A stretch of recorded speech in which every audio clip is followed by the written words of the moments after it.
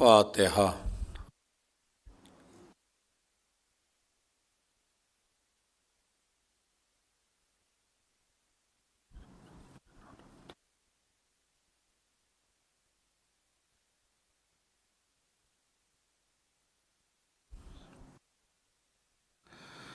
औज़ु बिल्लाह मिनश्शैतानिर्रजीम।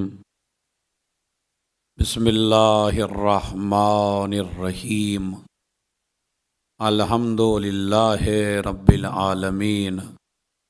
अस्सलातु वस्सलाम अला अशरफिल अंबियाए वल मुरसलीन सय्यदिना व मौलाना व मौलस सकलैन महबूब रब्बिल मशरक़ैन वल मग़रबैन जद्दिल हसन वल हुसैन अबिल क़ासिम मुहम्मद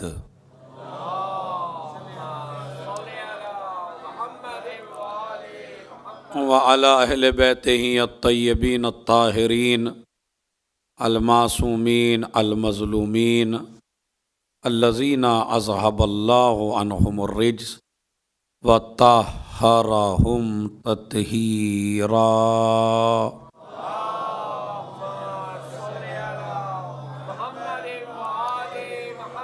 व लअनतुल्लाहि अला अअदाइहिम अजमईन मिन यौमिना हाज़ा इला क़याम यौमिद्दीन। अम्मा बअद। क़ाल अबुल हसन मूसा ब्न जअफ़र अलैहिमा अस्सलाम अल मोमिन मसलु कफ़्फ़तै अल मीज़ान कुल्लमा ज़ीदा फ़ी ईमाने ज़ीदा फ़ी बलाए। सलवात भेजे मोहम्मद और आले मोहम्मद पर।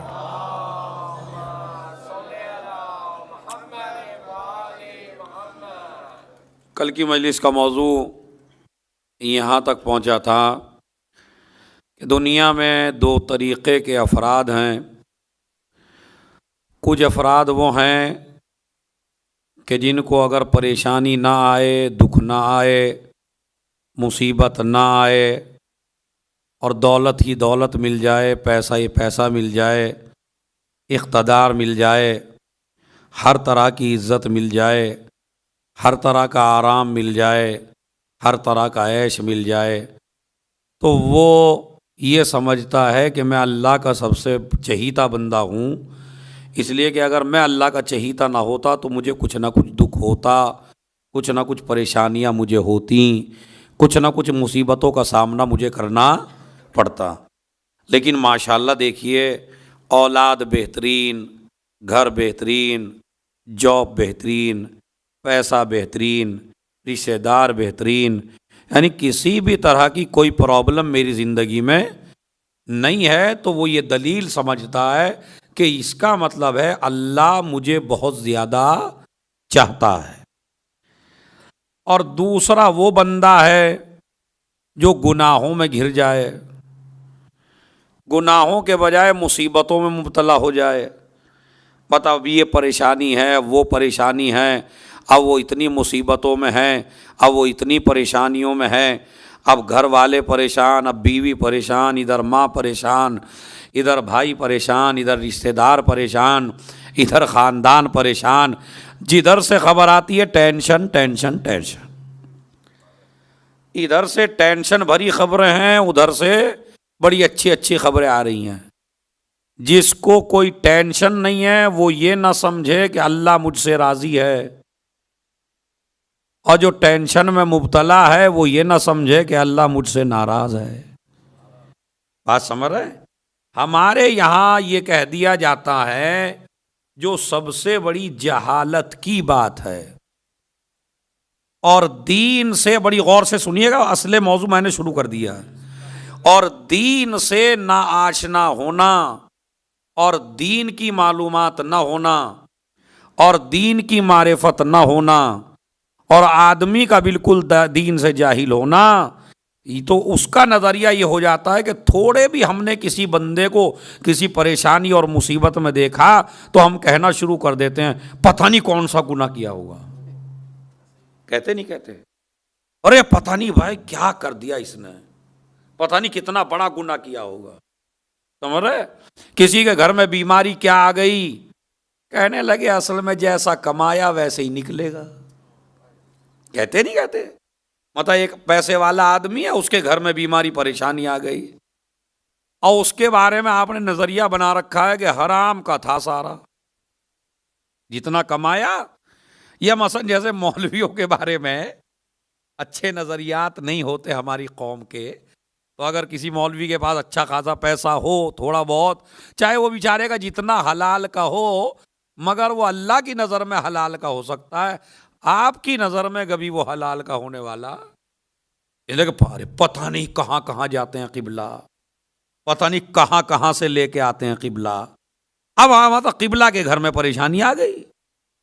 अब सारी खवातीन ने कहना शुरू कर दिया जैसा लाए थे वैसे ही निकल गए। तो ये नजरिया उन लोगों का है जो दीन से जाहिल हैं। ये नजरिया उन लोगों का है जिन्हें न कुरान की मारिफत है, न दीन की मारिफत है, न इस्लाम की मारिफत है। इसलिए कि दुखों का आना हराम होने की दलील नहीं है, दुखों का आना इस बात की दलील नहीं है। पता नहीं कितना अच्छा, अभी मैं आपको बताता हूं। और आदमी के अंदर दुख ना आए, परेशानी ना आए, मुसीबत ना आए, ये इस बात की दलील नहीं है कि अल्लाह उससे राजी है। बात समझ रहे हैं? तो दोनों तरीके के मसले को समझ लीजिए। दौलत मिलना, पैसा मिलना, मर्ज का ना होना, बीमारियों का होना दलील नहीं है कि अल्लाह इनसे राजी है। और दुखों का देना, टेंशनों का देना, बीमारी का देना इस बात की दलील नहीं है कि अल्लाह इनसे नाराज है। इसलिए कि अगर बलाओं का आना गलत होता, मुसीबतों का आना गलत होता, और मुसीबतें हमेशा गुनाहों की वजह से ही आया करती, तो अजीजों सब पे मुसीबतें आती, आले मोहम्मद पे कभी मुसीबत ना आती। बताइए सोच के मुझे, आले मोहम्मद, मुझे बताइए, आप चाहे जितनी प्रॉब्लम में हो, चाहे जितनी परेशानी में हो, चाहे जितनी मुसीबत में हो, क्या आपने इतनी मुसीबतें देखी जितनी आले मोहम्मद ने देखी? तो अगर मुसीबतें गुनाहों की वजह से आती हैं तो आले मोहम्मद ने माज़ल्लाह कौन से गुनाह किए हैं? बात समझ में आ रही है? तो मुसीबतें गुनाहों की वजह से नहीं आती हैं। इसी तरह ऐश और आराम तुम्हारी नेकियों की वजह से नहीं आता है। नहीं, दोनों मंजिलें इम्तिहान में हैं। अल्लाह किसी को दे के आजमा रहा है, किसी से लेके आजमा रहा है। बात समझ रहे हैं? कि हर आदमी इम्तिहान में है। यही तो कहा था यजीद ने जनाब ज़ैनब से, देख अल्लाह अगर मुझसे राजी ना होता ज़ैनब, तो भला मुझे इख्तदार क्यों देता, मुझे सल्तनत क्यों देता? मैं औलाद मेरे पास, लश्कर मेरे पास, दरबार मेरे पास, फौज मेरे पास, बादशाहत मेरे पास, इख्तदार और सल्तनत और ख़जाने मेरे पास, और तेरे भाई के पास कुछ भी नहीं बचा। तो जनाब ज़ैनब ने कहा था ये अल्लाह की मर्जी नहीं है, ये अल्लाह की तरफ से तुझे ढील है, ताकि तुझे अजाब में ऐसे जकड़ लिया जाए कि फिर जिंदगी में कभी तू उसके अजाब से ना निकल सके। तो कानून क्या बना? माशाअल्लाह अब लोग आ गए हैं, तो अब मजलिस आपका मुकदमा मेरा तमाम हो गया। मुकदमा क्या है? दुखों का आना गुनाहों की दलील नहीं है, और ऐशो इशरत का आना अल्लाह के राजी होने की दलील नहीं है। दोनों इम्तिहान में हैं। देखना चाहता है परवरदिगार कि रिज्क मिलने के बाद शुक्र कौन करता है, और रिज्क जाने के बाद सब्र कौन करता है। बस ये दो चीजों की आजमाइश है। वो देखना चाहता है मेरा शाकिर बंदा कौन है, और वो देखना चाहता है मेरा साबिर बंदा। अब हदीस समझ में आएगी इमाम की। इमाम ने क्या फरमाया? कुल्लमा ज़ीदा फी ईमाने, जैसे जैसे मोमिन के ईमान में इजाफा होता है वैसे वैसे उसकी बलाओं में इजाफा होता है, उसकी परेशानियों में इजाफा होता है। नबी ने फरमाया 40 दिन के अंदर मोमिन को कोई ना कोई वलो छोटी सी प्रॉब्लम हो आती जरूर है। एक मोमिन को अल्लाह चेक जरूर करता है 40 दिन के अंदर। इसीलिए मैंने सबसे अच्छी मिसाल आपको दी कि आले मोहम्मद इतनी परेशानियों में रहे, इतनी परेशानियों में दुनिया का कोई आदमी नहीं रह सकता। इसीलिए फरमाया मेरे मौला ने नहजुल बलागा में, क्या फरमाते हैं मेरा मौला, मन अहब्बन अहलल बैत फलयस्तइद्द लिल फ़क्र जिलबामा। अगर कोई इंसान, मौला अली फरमाते हैं, अगर कोई इंसान हम अहले बैत से मोहब्बत करता है तो उसे इस बात पे आमादा रहना चाहिए कि अल्लाह उसे फकीरी की चादर भी उड़ा सकता है। यानी हमारी मोहब्बत अगर है तो अल्लाह उसमें आजमाइश लेगा। और तुम्हारी क्या हकीकत है, लो अहब्बन जबलुल लतहाफत, अगर पहाड़ भी हमसे मोहब्बत करे तो उसकी भी आजमाइश होगी। चेक तो किया जाए कि आप में से है मुहिब कौन है। भाई आप ये बताइए, वलो आप ही का कॉलेज खोला हुआ हो, इंटर कॉलेज, और आपका बच्चा आपके ही इंटर कॉलेज में पढ़ता हो, तो आप बगैर इम्तिहान के डिग्रियां नहीं देते अपने बच्चे को। अरे मैं तवज्जो चाहता हूं, है अपने बेटे को अपने स्कूल में डिग्री नहीं देते। इम्तिहान इसलिए जरूरी है कि चेक किया जाए कि लियाकत कितनी है, सलाहियत कितनी है। और ये भी देखिए, अल्लाह आपको उतनी ही तकलीफ देता है जितनी आप बर्दाश्त कर सकें। इधर आपकी बर्दाश्त का दामन हाथ से छूटा, उधर अल्लाह ने आपका इम्तिहान लेना बंद कर दिया। तो मेरे कहने का मकसद यह है, आप हजरात से, जवानों, जॉब चली जाए, परेशानी आ जाए, मुसीबत आ जाए, तो उसमें घबराने की जरूरत नहीं है। सजदों में इजाफा कर दो, परवरदिगार तूने मुझे इम्तिहान के लायक समझा। समझ रहे? इधर सजदा करते, जितना जितना सजदा करते चले जाओगे इतना ही जल्दी इम्तिहान में कामयाबी मिलती चली जाएगी और आपका इम्तिहान खत्म होता चला जाएगा। तो लिहाजा ये नजरिया ना रखिए कि अगर कोई ज्यादा प्रॉब्लम में हो तो उसे ये ना क्लेम कीजिए, ये ना इतराज कीजिए कि ये तो बड़ा गुनाहगार है। गुनाहगार होने की दलील नहीं है उसके, ये खाली बलाएं गुनाह से थोड़ी ही आती हैं, इम्तिहान भी होता है। तो अजीजों, एक मसला, इसीलिए अब आप देखिए इंसाफ से, हजरत अबू तालिब, जिनका असले नाम जनाब इमरान और अब्दे मुनाफ, दो नाम है इस शख्सियत के, एक अब्दे मुनाफ है और एक जनाबे इमरान है। और आपकी कुन्नियत है अबू तालिब। चूंकि अरबों में दस्तूर आज भी है कि बाप का नाम वो पर्दे में ले जाते हैं अगर बेटा पैदा हो जाए। तो सबसे बेटे पहला जो पैदा हुआ जनाबे अबू तालिब के, वो तालिब थे। तो जनाबे तालिब की वजह से आपको कहा गया अबू तालिब। असले नाम है इमरान और अब्दे मुनाफ। रसूलुल्लाह से उम्र में 35 साल बड़े थे। यानी ये जो वाकया हुआ था अबरहा का, कि जब अबरहा ने काबे पे हमला किया और काबे को मुनहदिम और मिसमार करना चाहा, तो उसी सन में रसूलुल्लाह पैदा हुए। इस वाकये से 35 साल पहले जनाबे अबू तालिब पैदा हुए थे। समझ रहे आप? वाकई फील जो है हाथी वाला, तो उस वक्त पैदा हुए थे। 35 साल रसूलुल्लाह से बड़े थे जनाबे अबू तालिब। अभी आपने देखा होगा, हर जगह सुनते हैं हमारे जाकिरीन और हमारे उलमा और हमारे शुरा, और माशाअल्लाह उस पर आप दाद भी देते हैं। हम खुद ही सवाल करते हैं काफिर का और खुद ही फिर जवाब देते हैं अबू तालिब मोमिन थे, अबू तालिब मोमिन थे, अबू तालिब मोमिन थे। मैं ऐसा हरगिज़ करने वाला नहीं हूँ, इसलिए कि किसी ऐसी शख्सियत के ईमान के बारे में उनको क्या बताऊं जो खुद बेईमान हो। हम दलीलों पे दलीलें दिए जा रहे हैं अपने ही मजमे को। मोमिन थे, पूरी पूरी जाकरी का अशरा इसी पे चल रहा है हमारा। अरे भाई थोड़ा सा उन्वान बदल दो ना, ईमान अबू तालिब ना पढ़ो, फजाइल अबू तालिब पढ़ो। ईमान, ये कमाल की बात है जब हम जैसे मोमिन हैं। सोचने की बात नहीं है। आप जितने बैठे हैं मोमिन है या नहीं है? तो अगर हम और आप मोमिन हो सकते हैं तो जो कुल्ले ईमान का बाप हो उसके बारे में बिला वजह हम लगे पड़े हैं। अरे भाई हाँ, अगर कोई ऐसा मामला हो कि सामने वाला ऐसा आदमी सामने बैठा हो जो मुनकिर हो ईमान का, तो उसको दलीलें देते हुए आप अच्छे लगते हैं। लेकिन ये जो मेरा पाकीज़ा मजमा बैठा है माशाअल्लाह, तो इसमें मुझे ईमान नहीं पढ़ना है, मुझे शख्सियत अबू तालिब पढ़ना है, मुझे फजाइल अबू तालिब पढ़ना है।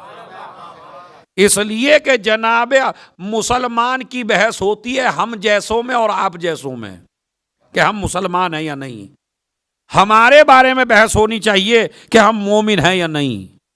ये जितने भी मुसलमान हैं पूरी कायनात में, उनके बारे में बहस होनी चाहिए कि आप सही मुसलमान बने हैं या नहीं, सही मोमिन बने हैं या नहीं बने। उसके इस्लाम के बारे में क्या गुफ्तगू करोगे जिसके हाथों में इस्लाम पला हो। सलावत भेजने मोहम्मद और आले मोहम्मद पर।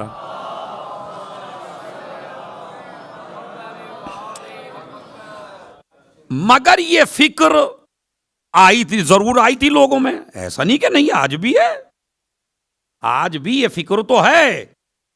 और हजरत अबू तालिब की वो खता और वो गुनाह और वो गलती मैं आपको बता दूं कि जिस गलती की वजह से जनाब अबू तालिब को काफिर कहते हैं।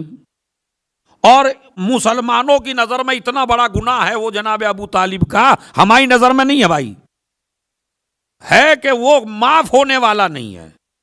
खुदा की कसम अगर आप हिस्ट्री पढ़िए तो आपको मिल जाएगा कि सिर्फ अबू तालिब का एक ही गुनाह है, मगर वो गुनाह लोगों की नजर में है, हमारी नजर में वो शरफ है, हमारी नजर में वो फजीलत है। सबसे बड़ा गुनाह अबू तालिब का है अली का बाप होना। समझ गए आप? अगर अबू तालिब अली के बाप न होते तो कोई मसला ही नहीं था, कोई बात आती ही नहीं। खार खाए हुए हैं मौला अली पे, हाँ सारी दुश्मनी है मौला अली से। मौला अली ने कोई खेत नहीं काटे, मौला अली ने कोई जायदाद पे कब्जा नहीं किया, मौला अली ने कोई जमीन नहीं छीन ली, मौला अली ने कोई इनका माल नहीं लूट लिया। मौला अली से झगड़ा है रिसालत पर, यह मैं पढ़ चुका हूं, उनसे झगड़ा है रसूलुल्लाह के ऊपर। तो सारी मुसीबत यह है कि जिस घर में भी जो अपने दादा की, कहा हमारे दादा कैसे मरे थे, कहा नहीं अपनी मौत नहीं मरे थे, फला जंग में गए थे, किसने मारा था, अली ने। अब मामू कैसे मरे थे, कहा मामू भी खुद नहीं मरे थे, वो भी अली नहीं मारे थे। अब जब आदमी ये देखेगा कि हमारे घरों में मुर्दों का हिसाब मलकुल मौत से मरे हुए कम हैं, सलावत भेजे मोहम्मद और आले मोहम्मद पर।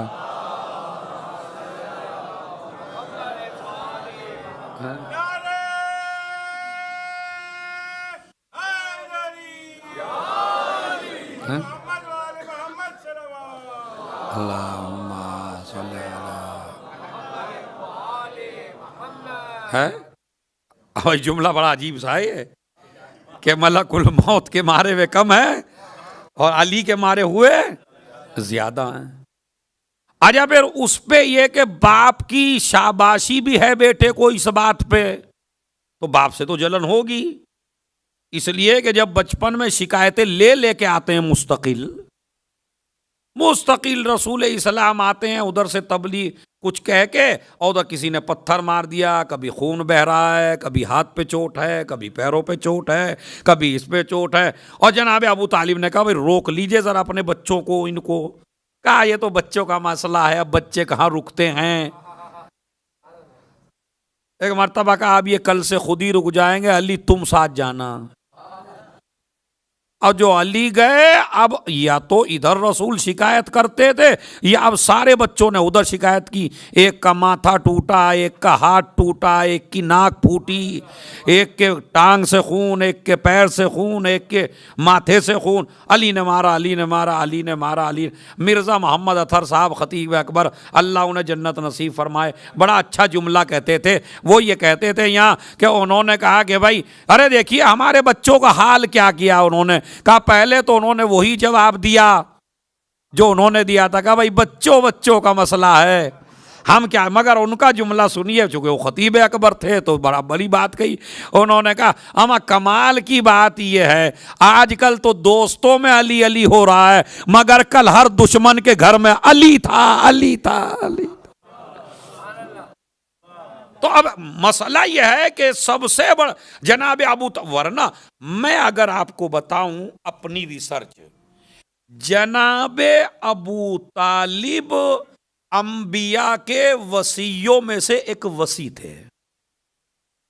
ये रिसर्च है मेरी, बाकायदा मैं इसको दलील से साबित करता हूं और दलील है मेरे पास। आम आदमी नहीं थे जनाब अबू तालिब। अमा किसी आम आदमी को अल्लाह कुल्ले ईमान का बाप बनाएगा? तो सोच के बताइए, आप खुद ही माइंड पे जोर डाल लीजिए। एक आम आदमी को कुल्ले ईमान का बाप बनाएंगे? नहीं, वो नबियों के वसीयों में से एक वसी हैं। और उसकी वजह यह है कि जनाबे ईसा से लेके रसूलुल्लाह तक जो 500 साल या उससे ज्यादा का भी फतरत का जमाना जिसे कहते हैं, वो जमाना है 500 साल से भी ज्यादा का जनाबे ईसा और रसूलुल्लाह के दरमियान में। उस वक्त बताइए हुज्जत खुदा कौन था? दलील है, जब से अल्लाह ने दुनिया बनाई है। इसीलिए मैं एक हदीस आपको सुना देता हूं, हदीस शिया सुन्नी किताबों में मौजूद है कि अगर कयामत के आने में एक दिन भी बाकी रह जाए तो अल्लाह उस एक दिन को भी लंबा कर देगा यहां तक कि हुज्जत खुदा जाहिर हो। अगर 2 आदमी भी रह जाएं रुए जमीन पर तो उनमें से एक हुज्जत खुदा होगा। इसलिए कि अल्लाह की सुन्नत यह है कि जब अल्लाह ने जनाब आदम को जमीन पे भेजा तो हिदायत लेने वाला कोई नहीं था, तो अल्लाह ने हिदायत का इंतजाम मखलूक से पहले भी किया है। जब मखलूक नहीं थी तो यह कैसे मुमकिन है कि मखलूक हो और हिदायत का इंतजाम ना हो? तो जनाबे ईसा तक तो अंबिया हुज्जत खुदा थे, जो लोगों के ऊपर दलील थे, रहनुमा थे, अल्लाह के नबी थे। जनाबे ईसा के बाद अब बताइए ये जो 500 साल का अरसा है, इसमें हुज्जत खुदा कौन है? तो इसीलिए 12 हैं, उन 12 में एक नाम, जितनी भी नस्ल है अपने जमाने में जनाब हाशिम है, उसके बाद अब्दुल मुत्तलिब हैं, अब्दे मुनाफ हैं, जनाब अबू तालिब हैं। रसूल जब तक नहीं आ गए, जब तक ये सारे बंदे वसायत का काम कर रहे हैं। इसीलिए ज़ियारत वारिसा में आप पढ़ते हैं, अशहदु अन्नका कुंत नूरन फिल असलाबि शामिका वल अरहामिल मुतहहरा। तुम्हारे सारे रहम भी पाक हैं, तुम्हारे सारे सुल्ब भी पाक हैं। पाकीज़ा रहमों में रहे, पाकीज़ा सुल्बों में रहे। तो लिहाजा इसका मतलब है एक ना एक। और लक़द मन्नल्लाहु अलल मोमिनीन इज़ बअस फ़ीहिम रसूलन, अल्लाह ने मोमिनीन पे एहसान किया कि उन्हीं में से एक को रसूल बनाया। किन में? मोमिनीन में। अब ये मोमिनीन का लफ्ज बताता है कि नबी की जिंदगी में कम से कम 3 मोमिन होने चाहिए। अब इनके अलावा बताइए और कौन है? तो आप ईमान की बात कर रहे हैं, वहां वसी हैं और पूरी किताबों की नॉलेज है। जनाबे अबू तालिब आम बशर नहीं है, वसी हैं और आसमानी किताबों का सारा इल्म है जनाबे अबू तालिब के सीने में। ऐसे नहीं है। इसीलिए जब हमारे पैगंबर को पाल रहे हैं तो जरा सुनिए कितना इल्म है। और आज पूरी दुनिया में कितना इल्म फैल चुका है जवानों। आप तो माशाल्लाह सब पढ़े लिखे हैं, आम आदमी तो यहाँ है भी नहीं। तो कितना इल्म फैल चुका है विलादत के हवाले से, पूरी टेक्नोलॉजी के हवाले से, पूरी तालीम के हवाले से। दुनिया आसमान तक चली गई, चांद तक चली गई है। कितनी ज्यादा नॉलेज है पूरी दुनिया में, है या नहीं है? मगर मुझे बताइए ये नॉलेज अभी तक नहीं आई या नहीं आई? आज डॉक्टरी हमारे यहाँ इंडिया पाकिस्तान में तो जुर्म है बताना कि विलादत से पहले तकरीबन बता दिया जाता है लड़का है या लड़की। हमारे यहाँ तो जुर्म है, लेकिन यहाँ इन इलाकों में बता दिया जाता है। अगर पूछें आप, कहा भाई मैं बता दूं, कहा बता दीजिए, कोई मसला नहीं है। लेकिन मुझे आप ये बताइए कि ये जो बताते हैं साल पहले, ये शादी से पहले बता सकते हैं डॉक्टर? जोर से बोलिए भाई, शादी से पहले बता देंगे? नहीं। अच्छा, शादी हो गई और अभी 2 दिन हुए हैं, बता देंगे? अभी भी नहीं बता सकते, इसलिए कि ये भी 3-4 महीने का फासला गुजर जाए तो ये बताते हैं। इतनी रिसर्च अब हो गई है कि 3-4 महीने के बाद बता देते हैं लड़का है या लड़की है। मगर ये नहीं बता सकते ये काला होगा या गोरा, ये आलिम होगा या जाहिल, ये बहादुर होगा या बुज़दिल। बताइए, बता सकते हैं क्या? आज मुझे उस डॉक्टर के बारे में बता दीजिए जो डॉक्टर ये बता दे। नहीं बता सकता। लड़के लड़की को बता सकता है, वो भी एक जमाने के बाद, लेकिन अभी तक पूरी दुनिया में कितना इल्म फैल गया। अब अंदाजा लगाइए अबू तालिब के पास कितना इल्म था सीने में, जो आज दुनिया तरक्की करती चली आ रही नहीं बताया। इधर जनाब अबू तालिब के घर में परवरिश हो रही है रसूल खुदा की, भूख लग रही है बच्चे को, घर में खजूर के दरख्त हैं, जनाब फातिमा बिनते असद खजूर तोड़ के खिलाती हैं। एक दिन फातिमा बिनते असद सोती रह गईं, एक मर्तबा रसूल को भूख लगी, ये बच्चा उधर सहन में गया, गिरी हुई खजूर खाते नहीं थे। एक मर्तबा दरख्त को देखा खजूर के, खजूर का दरख्त लंबा होता है आपको पता ही है। खजूर के दरख्त के कैसे कहा कि मोहम्मद को भूख लग रही है, तो अपनी शाखों को झुका दे। कहते हैं अबू तालिब के घर में वो खजूर का दरख्त झुका झुका झुका झुका, इतना झुका कि नबी ने हाथ बढ़ाया, खजूरों को तोड़ा, खाया, उसके बाद कहा वापस चला जा, खजूर फिर वापस चला गया। एक मर्तबा ये मंजर शहजादी देख रही थी, अली की माँ देख रही थी, जनाब अबू तालिब आए, आते ही कहने लगी, ए अबू तालिब आज तो मैंने अजीब मंजर देखा, मोहम्मद को भूख लगी, मैं सो रही थी, अब जो उठी खजूर का दरख्त झुका और मोहम्मद ने वो खजूर खाए। कहा तुम इस बात पे ताज्जुब कर रही हो? मैं तो जब इसे गोद में लेके निकलता हूं जर्रे या रसूल अल्लाह कह के सलाम करते हैं, दरख्त या रसूल अल्लाह कह के सलाम करते हैं, कायनात का जर्रा जर्रा या रसूल अल्लाह कह के सलाम करता है। और अब सुनिए जो जुमला कहा, ए फातिमा बिनते असद ताज्जुब न कर, 30 साल के बाद तेरे यहां भी अल्लाह एक ऐसा ही बच्चा देगा।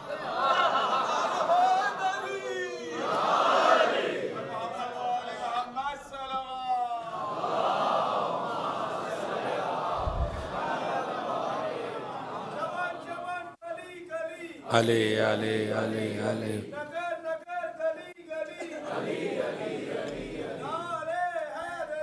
अले अले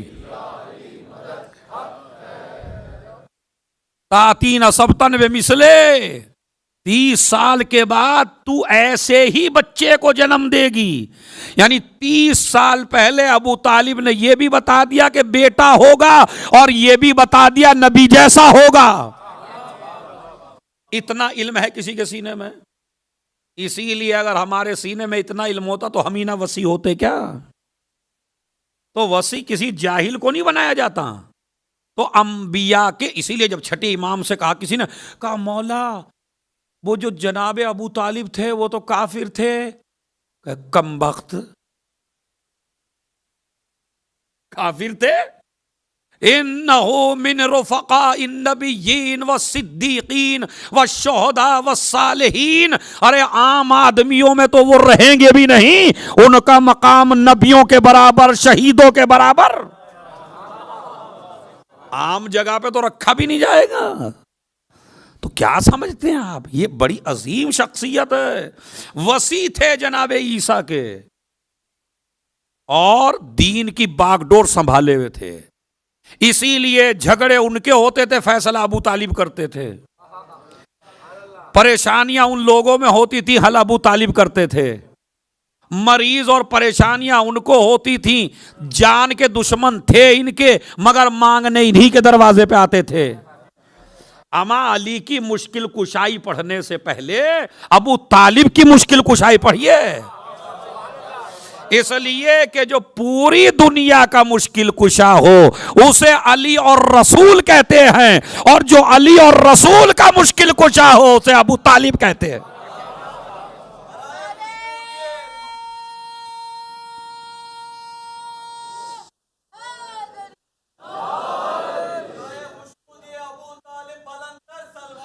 अल्लाहुम्मा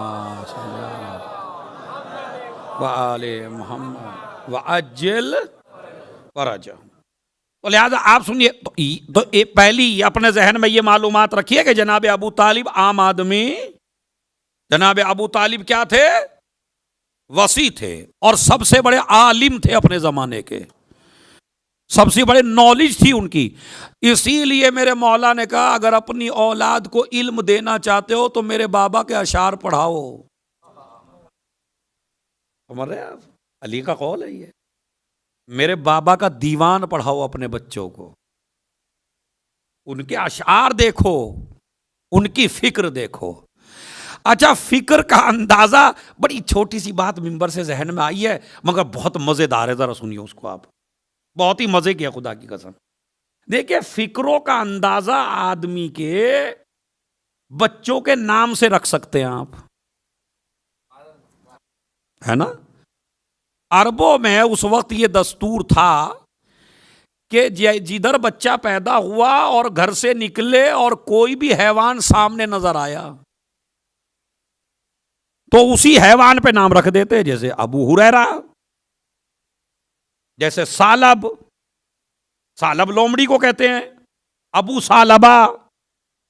तो इस तरह के नाम आप इस तरह पढ़ लीजिए, पूरी हिस्ट्री है, इसमें कोई मुनाजरा नहीं है, किसी को बुरा लगने की भी बात नहीं है। तो मतलब दस्तूर था ये कि जो भी चीज सामने आई तो उसी पे उसका नाम रख दिया करते थे।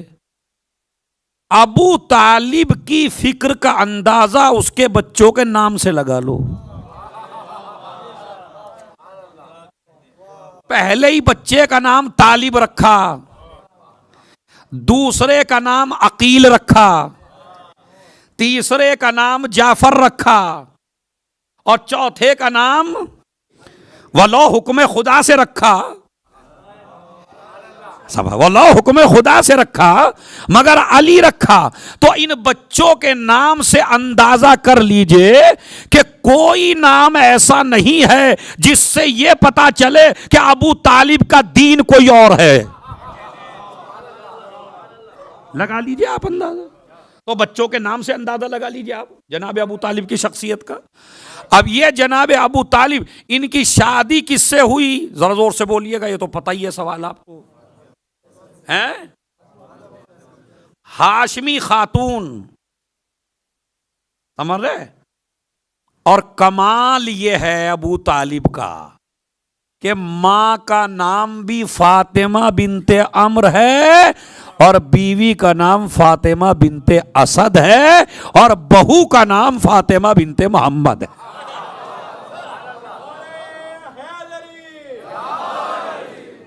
समझ रहे आप। तो लिहाजा नाम आप देखिए, फातिमा नाम था, तो इस फातिमा के नाम से आपको अंदाजा नहीं होता कि घराना कैसा है, ठीक है ना। फातिमा नाम था। जनाब अबू तालिब जो हैं उनके ऊपर सबसे बड़ी जिम्मेदारी आयद की गई कि कायनात का जो सबसे बड़ा रसूल है, जिसकी वजह से ज़मीन व आसमान है, कायनात की हर शय उसी की वजह से है, नबियों का सरदार है, रसूलों का सरदार है, इमामों का सरदार है, वजह खिलकत कायनात है, मुजम्मिलो मुदस्सिर है, ताहा है, यासीन है, कायनात का सबसे बड़ा रसूल है, सबका मौला है, वो रसूल की परवरिश का इंतजाम दिया गया। इसलिए कि जनाब, देखिए ये जो थे 10 भाई थे, जनाब अबू तालिब वगैरह 10 थे ये, लेकिन जनाब अब्दुल्ला और जनाब अबू तालिब की मां एक थी, यानी ये मां के एतबार से भी सगे भाई हैं, बाप के एतबार से भी सगे भाई हैं। जैसे हमजा हैं और दूसरे हैं, उनकी माएँ अलग हैं, लेकिन जनाब अबू तालिब की मां और जनाब अब्दुल्ला की मां एक हैं। तो जनाब अबू तालिब जो हैं और जनाब अब्दुल्ला बिल्कुल सगे भाई हैं दोनों तरफ से। जनाब अब्दुल्ला का इंतकाल हो गया जब नबी मां के पेट में थे, यतीम हो गए। उसके बाद अब मैं आपसे बड़ा गहरा सवाल करने वाला हूं, इसको आप गौर से सुनिए। हो सकता है इस तरह की मजलिस आपने न सुनी हो, यह मैं पहली दफा दावा कर रहा हूं, हालांकि मैं तालिबे इल्म हूं, लेकिन अब दावा है तो दावा है, उसे सुनिए जरा, क्योंकि गहराई है उसमें। तो जनाब अबू तालिब, अब अब्दुल्ला का इंतकाल पहले हो गया, मां का इंतकाल हो गया 5 साल की उम्र में, जब ये 5 साल के थे।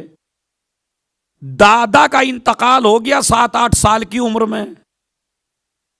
तो बाप न रहे, मां न रही और दादा न रहे। अब 2-3 रिवायतें हैं। एक तो रिवायत है दादा ने कहा कि अबू तालिब मैं तुम्हें सौंप के जा रहा हूं, उन्होंने कहा अपने बच्चों से भी ज्यादा ख्याल रखूंगा। एक दूसरी रिवायत यह है कि नहीं, उन्होंने सारे चचाओं को लाइन से खड़ा कर दिया और यह कहा इनमें से जिसका चाहो उसका दामन पकड़ लो। अब रिवायत यह कहती है कि इस बच्चे ने जनाब अबू तालिब का दामन पकड़ लिया। अगर बचपन में ईसा को इतना शऊर है और मूसा को इतना शऊर है, तो रसूलुल्लाह को तो शऊर सबसे ज्यादा बुलंद है। समझ रहे हैं आप? तो लिहाजा उन्होंने दामन पकड़ लिया, उन्होंने कहा मैं अपने बच्चों से भी ज्यादा इनका ख्याल रखूंगा। परवरिश आई किसके जिम्मे? भाई यहां सुन लीजिए आप। अब रसूलुल्लाह पे आयतें नाजिल होना शुरू हुई। जो आप आयत पढ़ते हैं, पूरी आयत में नहीं पढ़ता, बिस्मिल्लाहिर्रहमानिर्रहीम, वक़ुर रब्बिरहमहुमा, नहीं बोलिए, कमा रब्बयानी, वक़ुर रब्बिरहमहुमा कमा रब्बयानी। इससे पहले सुन लीजिए, बिस्मिल्लाहिर्रहमानिर्रहीम, वक़ज़ा रब्बुका अल्ला ताबुदू इल्ला इय्याह व बिल वालिदैनि एहसाना। अल्लाह का फैसला है कि मेरे अलावा किसी की इबादत न करना और अपने वालिदैन, क्या लफ्ज है? वालिदैन। वालिदैन अरबी में किसे कहते हैं? पैदा करने वाले मां बाप। बाप दूसरे भी हो सकते हैं, इसलिए रिवायत में 3 बाप हैं हर आदमी के। कहेंगे यार ये तो मौलाना आज़ादार फांस के जाएंगे हमें, बिल्कुल 3 बाप हैं हर आदमी के। इनमें से तीनों बाप में से किसी को बुरा ना कहना, वरना घर जहन्नम बन जाएगा आपका। इसलिए मैं बता रहा हूं ताकि अपने घर को जन्नत बना सको। पहला बाप वो है जो आपको पैदा करे, दूसरा बाप वो है जो आपको अपनी बेटी दे,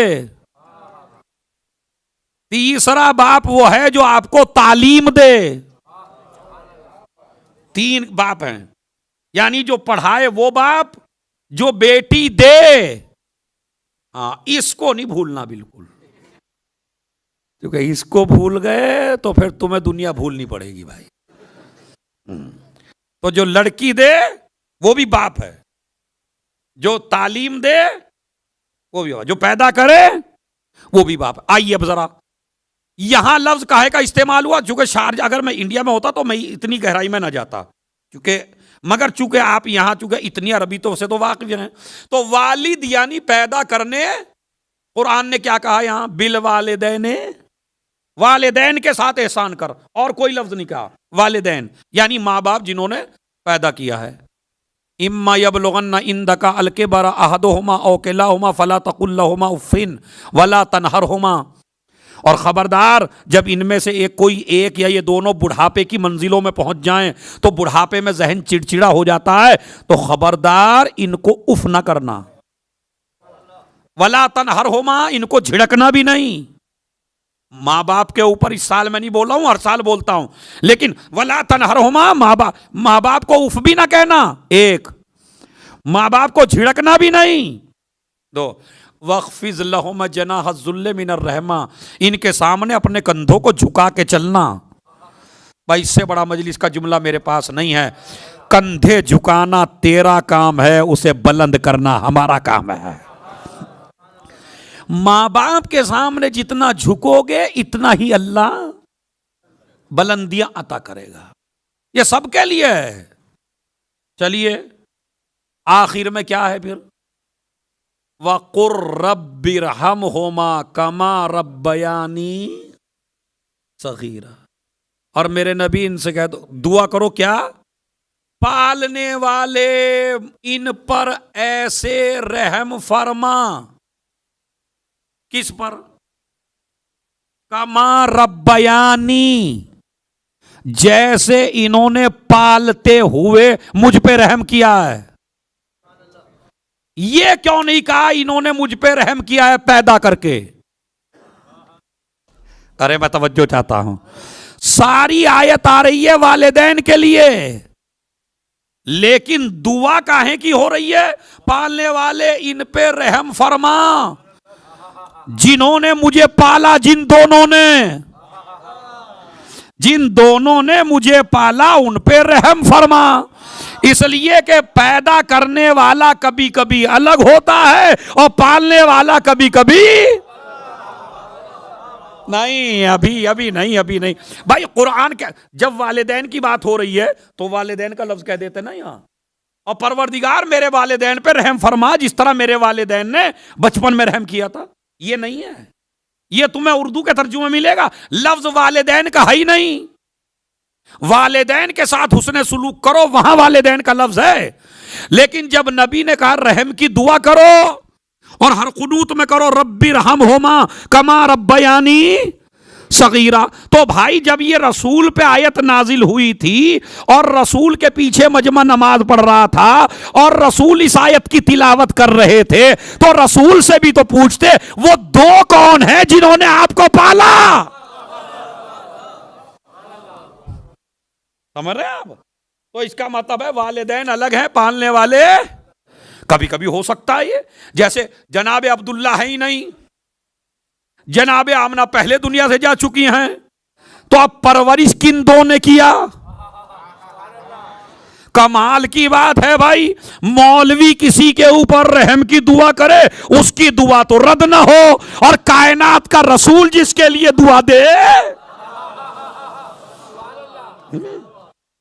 रब्बिरहमहुमा कमा रब्बयानी, तो मां बाप के साथ हुस्ने सुलूक करिए दौलत मिलने के बाद। और मैं उन बीवियों से जरूर गुजारिश करूंगा अपने शौहर को मझधार में न डालें, अपने घर को जहन्नम न बनाएं, अपनी हदों को जो तुम्हारी शरीयत ने हद की है उसी हद में रहिए, माँ बाप की हदों में आने की कोशिश ना करिए, वरना याद रखिए आज अपने शौहर को अपने माँ बाप से तुम छुड़ाओगी, कल जब तुम माँ बनोगी और बुढ़ापा आएगा तो तुम्हारे बच्चों से खुदा तुमको छुड़ा देगा।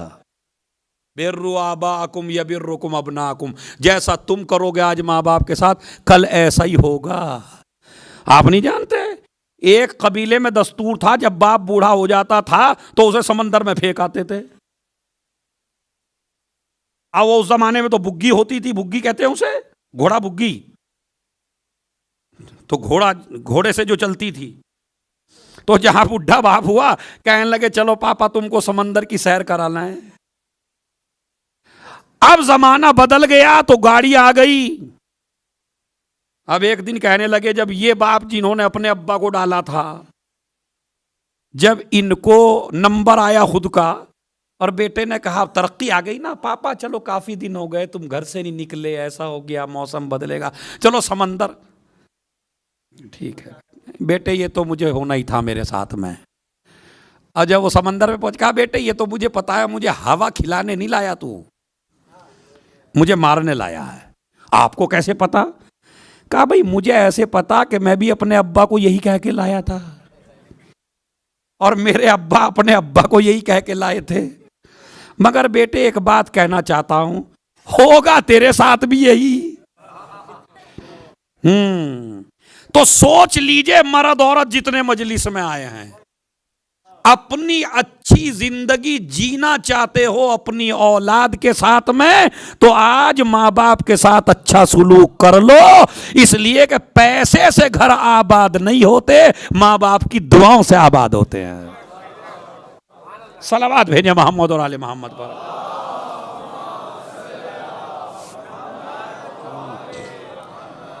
बीवी के हुकूक अपनी जगह हैं, अच्छा खाना, अच्छा पहनना, अच्छा मकान देना, ये आपके ऊपर वाजिब है, आप करिए उसके लिए, ठीक है, लेकिन हद में रहना है, हद में।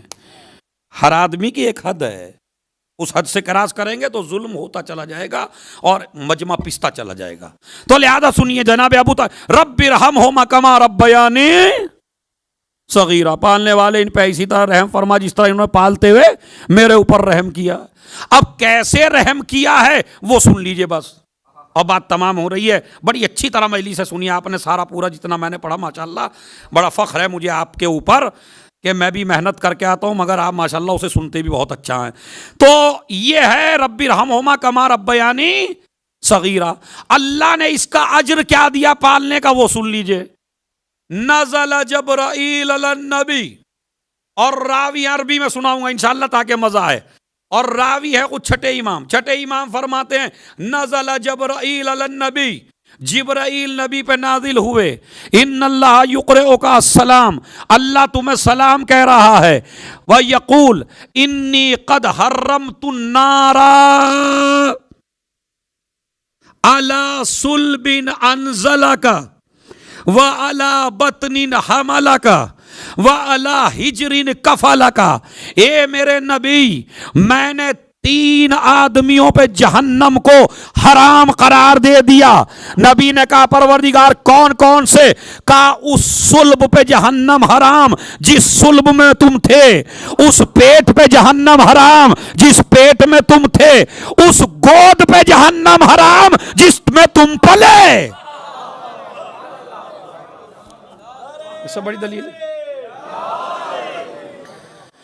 ये ईमान अबू तालिब नहीं सुना रहा हूं, फजाइल अबू तालिब सुना रहा हूं। क्या फरमाया? जहन्नम हराम है किसके ऊपर? सुल्ब के ऊपर यानी अब्दुल्ला पर, बतन के ऊपर यानी आमना पर, वाला हिजरिन कफला का उस गोद पर जिसमें तुम पले। कितनी अजीम गोद थी वो। जिस तरह कुरान को सीने से लगा के आपको सुकून मिलता है, इसी तरह बोलते कुरान को गोद में लेके अबू तालिब को सुकून मिलता था। कितनी पाकीज़ा थी तेरी गोद। खुदा की कसम कभी सोचिए कि अबू तालिब की गोद कितनी पाक है। जिस तरह वो रहल पाक होती है जिसके अंदर कुरान रखा जाए, कुरान को आप नजीज जगह पे नहीं रख सकते। तो जिसके सीने में कुरान हो वो है नबी, और जो नबी के लिए रहल बने वो है अबू तालिब। कितनी पाकीज़ा जगह है। फिजा पाक, हवा पाक, खाना पाक, जहां जर्रा बराबर निजासत का गुजर ना हो उसे अबू तालिब कहते हैं। कितनी ग़िज़ा पाक होगी अबू तालिब के घर की, टुकड़े लुक़मे कितने पाक होंगे जो रसूल खा रहे हैं। ठीक है, उसके बाद सुनिए, मौला अली बैठे हुए हैं मस्जिद कूफा में। अब देखिए मलूनों की तो किसी दौर में कमी नहीं हुई। अब वहां भी एक आ गया, कहने लगा या अस्सलामु अलैका या अमीर अल मोमिनीन, इन अल्लाह अंजला का, अल्लाह ने तुझे कितना बड़ा मकाम दिया, तू दुनिया में भी इमाम, आखिरत में भी इमाम। लेकिन अब ये हमारी जिंदगी में जब लेकिन आ जाता है ना, मौला ने कहा लेकिन क्या भाई, कहा लेकिन अबू का यो अज़ब बिन्नार, तेरा बाप जो है वो जहन्नम की आग में अजाब में मुबतला है। मेरे मौला ने कहा फज़्ज़ल्लाहु फाक, तेरे मुंह में खाक। 3 फजीलतें बयान की अपने बाप की। सुनिए, जहां जहां भी हैं, बूढ़ों को भी ना जवान कर दिया तो अजादार कहना छोड़ दीजिएगा। खुदा की कसम, इतना तो जितना आपने पहली रजब से लेके और अब तक दाद दिए, आज तक ऐसा मैंने अभी जुमला नहीं पढ़ा। अगर बूढ़ों में ना रूह फूक दूं मैं जवानी की, उन्होंने कहा फज़्ज़ल, चूंकि मेरा जुमला ही नहीं है, मेरे मौला का जुमला है, फज़्ज़ल्लाहु फाक, तेरे मुंह में खाक। क्या फवल्लज़ी बास मुहम्मदन बिल हक़्क़ नबिय्या, वो अल्लाह, खुदा की कसम, वो जात के जिसने प्यारे नबी को मबऊस किया है और उसको नबी बनाया है। अब सुन क्या फरमाते हैं, बड़ी अजीब। और लो शफ़ा अबी अबू तालिब यौमल क़ियामत कुल्ला मुज़निबिन अला वजहिल अर्द लशफ़ा अल्लाह फीहिम। हदीस सुन लीजिए, कहते हैं मलऊन, तेरे मुंह में खाक, अगर मेरा बाबा क़यामत के दिन पूरी कायनात के गुनाहगारों की भी शफाअत करे तो अल्लाह मेरे बाप की शफाअत को कबूल करेगा।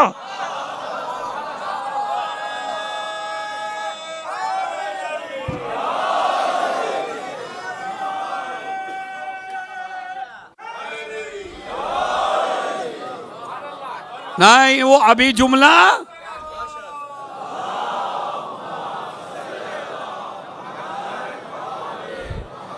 अब वो जुमला जिसमें जवानी का मैंने वादा किया तुम्हें जवान बना देना है, उसके ये पहला जुमला था। कहा मेरे बाप की बात करता है। अरे मेरा बाप तो वो है कि अगर कयामत तक के जितने भी गुनाहगार इंसान हैं, अगर अल्लाह की बारगाह में मेरा बाप सारे गुनाहगारों की शिफात करे तो अल्लाह परवरदिगार सारे गुनाहों की शफात कबूल कर लेगा मेरे बाप की दी हुई। और उसके बाद जुमला यह है, खुदा की कसम, आप हाथ रोकने की कसम खाइए और मैं कहता हूं नहीं रोकने की। कहा वह अभी युअज़्ज़ब फिन्नार, और मेरा बाप जहन्नम में जाएगा। वह इब्नुहु कसीमुल जन्नत वन्नार, जिसका बेटा जन्नत और जहन्नम बांटे।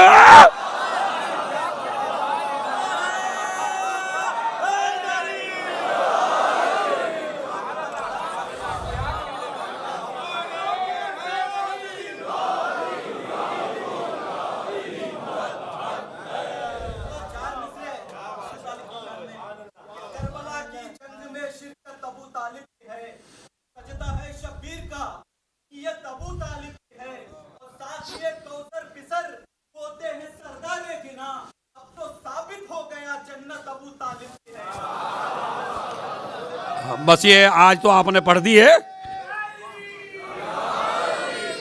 आज तो आपने पढ़ दी है, मगर आगे नहीं है क्योंकि यहाँ नहीं इजाज़त नहीं है, तो मैं माफ़ी चाहता हूँ आपसे, माजरत।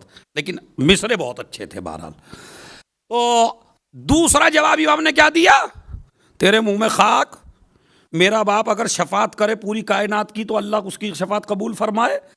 दूसरे जवाब क्या दिया मेरे मौला ने, तेरे मुंह में खाक, मेरे बाप को जहन्नम में कहता है जिसका बेटा जन्नतो जहन्नम बांटे। और तीसरा जवाब सुनिए, फवल्लज़ी बास मुहम्मदन बिल हक़्क़ नबिय्या, खुदा की कसम, उस अल्लाह की कसम जिसने नबी को रिसालत के लिए और नबूवत के लिए मबऊस किया। इन्ना नूर अबी यौमल क़ियामत ला युत्फ़िउ अनवारल खलाइक़ इल्ला खम्सत अनवार, जब मेरे बाप को महशर में लाया जाएगा तो पूरी कायनात का नूर मांद पड़ जाएगा, मेरे बाबा का नूर पूरी दुनिया में छा जाएगा।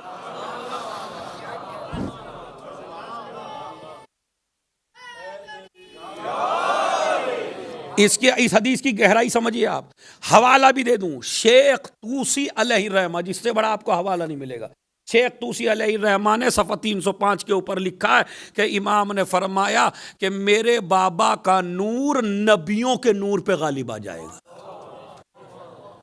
का सिर्फ 5 नूर हैं, सारे अनवार कम पड़ जाएंगे, सारे नबियों के नूर भी कम पड़ जाएंगे जब अबू तालिब आएंगे, अलावा 5 अनवार के। रसूल का नूर, मेरा नूर, फातिमा का नूर, हसन का नूर, हुसैन का नूर। और हम पे इसलिए असर नहीं पड़ेगा इसलिए कि ये भी तो हमारा ही नूर। तो लिहाजा आपने सुना, ये है अजमत अबू तालिब। हमारे मौलवी और शायर लगे हुए हैं ईमान पे। ओ भाई, ईमान की छोड़ो, उसको मान के तो हम मोमिन बने।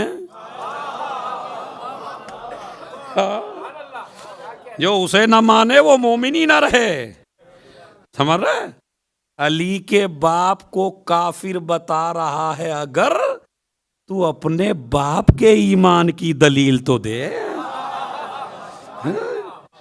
तो अबू तालिब, ये अजमत है जनाबे अबू तालिब की। और उसके बाद अब ये तो मैंने आइम्मा के जरिए अकवाल सुना है आपको कि आइम्मा ने क्या क्या फरमाया। उसके बाद बस मौला अली पे ख़त्म करता हूँ, इसलिए कि बाद में इंशाल्लाह फिर कभी आएंगे तो फिर और मासूम के छठे ने क्या फरमाया, सातवें ने क्या फरमाया, आठवें ने क्या फरमाया, नवे ने क्या फरमाया, चौथे ने, हर इमाम की एक एक हदीस जनाब अबू तालिब पे। अब इसमें तो चाहिए तकरीबन 5 मजलिस हैं। तो अब मौला अली पे बात ख़त्म करता हूँ। फिर फरमाते हैं, फवल्लाहि मा अबदा अबी वला जद्दी अब्दुल मुत्तलिब वला हाशिम वला अब्द मुनाफ सनमन कत्तो। खुदा की कसम, मैं अली कसम खा के कहता हूं, ना मेरे बाप ने, ना मेरे दादा ने, ना मेरे परदादा ने, ना अब्द मुनाफ ने कभी किसी बुत के लिए सजदा ही नहीं किया है। हम सारे कबीलों के बुत थे, मगर अबू तालिब के कबीले का कोई बुत नहीं था। तो मेरे बाप ने कभी, अब जिसके बाप ने कभी सजदा ना बुत का किया हो, उसी का तो बेटा कर्रम अल्लाह बनेगा।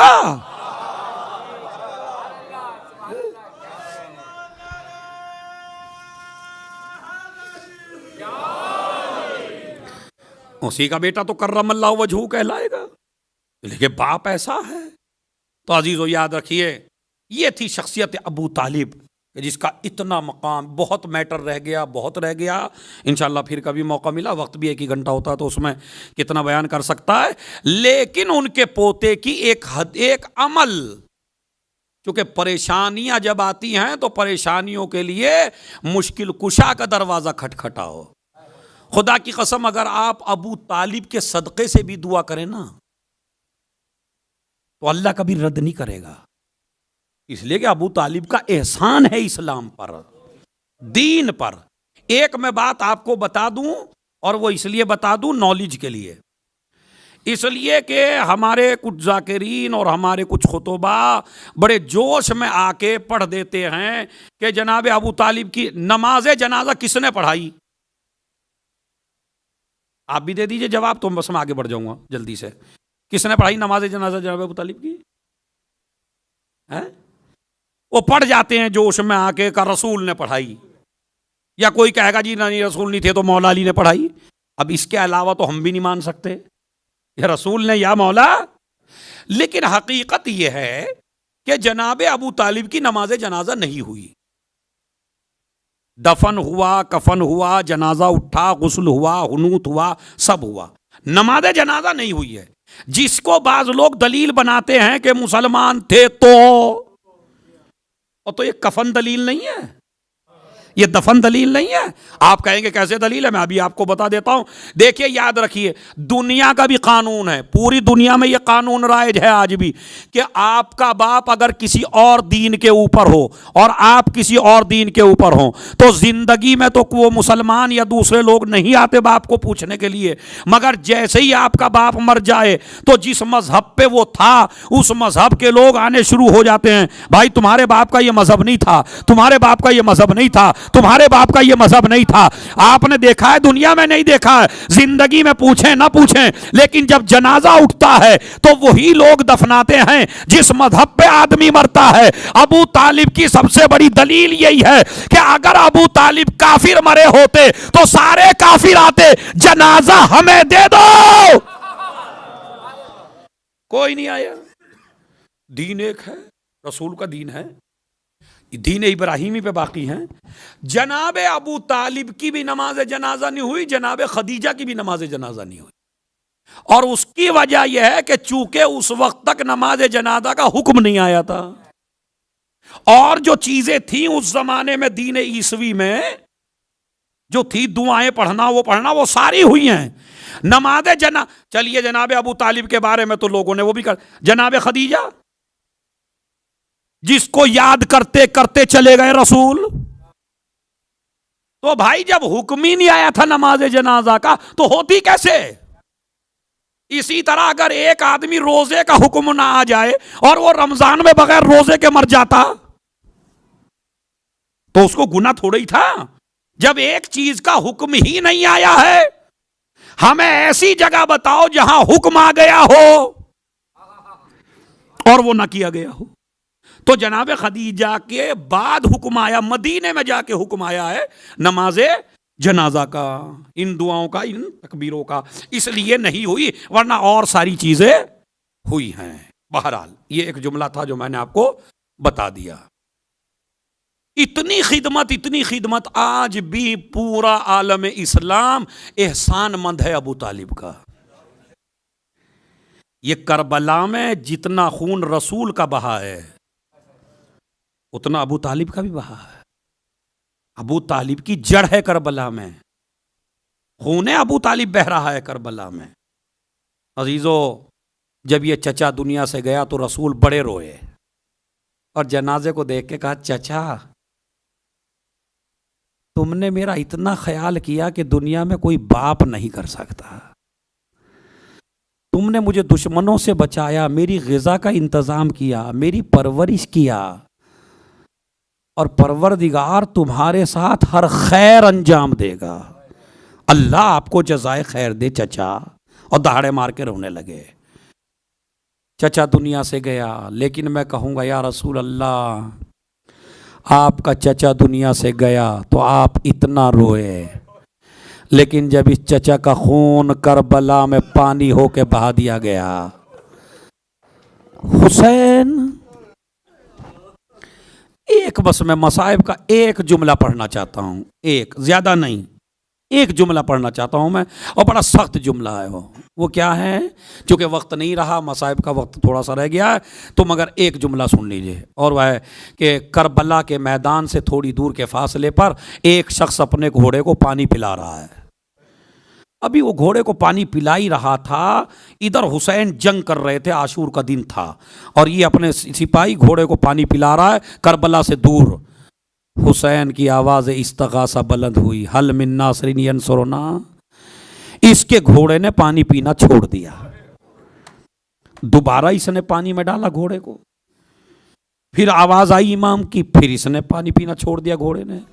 3 मरतबा ऐसा ही हुआ। एक मरतबा ये समझ गया कोई अल्लाह का वली मुसीबत में है, फौरन इसने रुख किया आवाज़ की तरफ, और ये करबला के मैदान में पहुंचा।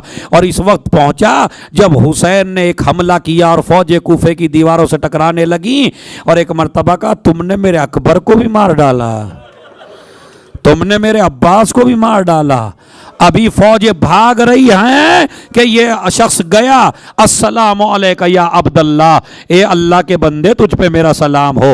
अरे तू कौन है जिसने मुझे सलाम किया? सुबह से किसी ने पत्थर मारे, किसी ने नेज़े मारे, किसी ने तीर मारे, तू कौन है जो मुझे सलाम कर रहा है? कहा, मजलूम, मैं भी बड़ी मुसीबत में हूँ, मुझे तो तू अल्लाह का वली मालूम होता है, और ये तो बता ये तुझे किस जुर्म में कत्ल कर रहे हैं? तू कत्ल क्यों किया जा रहा है? इमाम ने फरमाया पहले ये बता तू किस मुसीबत में है, तू क्यों यहाँ आया है? कहा मजलूम तेरी आवाज़ में इतना दर्द था, मेरे घोड़े ने पानी पीना छोड़ दिया, मैं यहाँ चला आया, तेरे चेहरे का नूर बता रहा है तू अल्लाह का वली है। मेरे एक ही बेटी है, बहुत ज़्यादा बीमार है, हर जगह इलाज करा चुका हूँ। मजलूम अगर तू अपने हाथों को उठा के दुआ कर दे तो मेरी बेटी सही हो जाए। हुसैन इब्ने अली ने कहा कि जा मैंने तुझे दुआ दी, परवरदिगार तेरी बच्ची को सेहत दे। उसने कहा मजलूम एक दूसरी दुआ और भी है। कहा क्या है? कहा अली की कब्र का किसी को पता नहीं है, कुछ खास खास लोग हैं जो अली की कब्र जानते हैं। अरे तू मजलूम है, तू दुआ कर दे मुझे अली की कब्र मिल जाए ताकि मैं अपनी बच्ची को अली की कब्र पर ले जा सकूं, वहां जाके दुआ करो। मेरे मौला ने दुआ की तुझे अली की ज़ियारत नसीब हो, मगर जब अली की कब्र पे जाना तो कहना करबला के मजलूम ने तुम्हें सलाम कहा, करबला के मजलूम ने तुम्हें सलाम कहा है। कहा बता तेरी तीसरी दुआ क्या है? कहा मजलूम मेरी तीसरी दुआ यह है अली की कब्र के बाद मुझे मदीना जाना नसीब हो। हुसैन ने मदीने का नाम सुना। कहा मदीना जाके क्या करेगा? कहा महल्ला बनी हाशिम में। कहा वहां किससे मिलना चाहता है?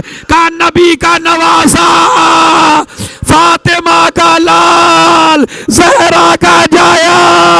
हुसैन ने सर को झुका लिया। वो कहता है भाई तूने दो दुआएं कर दी, तीसरी दुआ क्यों नहीं करता? कहा इसलिए कि हुसैन मदीने में नहीं है। कहा हुसैन कहाँ गए? मीर अनीस कहते हैं ये तो न कह सके कि शहे मशरक़ैन मौला ने सर झुका के कहा मैं हुसैन हूँ। ए भाई मेरा घर उजड़ गया, मेरी औलाद को मार दिया गया, मुझे ज़बह कर।